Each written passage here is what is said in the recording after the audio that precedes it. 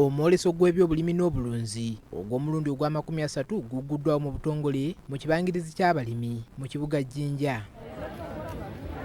Omwoleso guno gwetabiddwako abalimi n'abalunzi bangi ddala saako amakolero agasukka mu 200.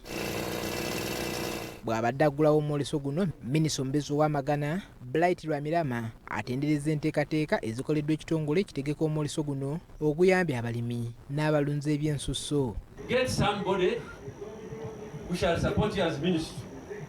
Put up a very magnificent whole stage where weddings can be conducted, where things can be done, and people will be buying sugar, they will be buying prison products, they will be buying everything agriculture here.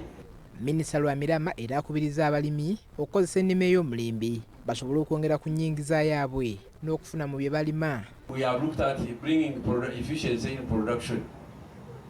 You cannot use a hand hoe to feed 45 million Ugandans. No. You must have machinery. And this agriculture shows there are a lot of machinery.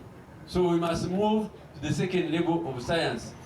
Ebimu ku bitongole ebyenjawulo ebyolesezza ebintu ebyenjawulo ebiyamba abalimi okwongera omutindo ku bye balima batendereza omwoleso guno ne basaba abalimi n'abalunzi okugukozesa. Omuntu alina acres 2 n'okweyongera waggulu sira nsonga kulwaki obeera okozesa ente oba oxplow okubeera ng'okola ku faamu yo.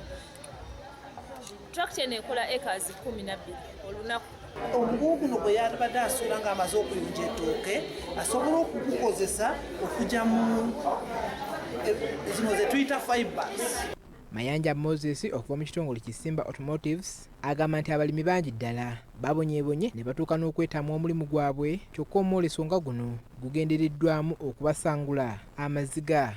Our sector has that challenge of needing some continuous flow of resources. And that's what always will continue to advocate to government so that we maintain these facilities. Because if this MOU are strongly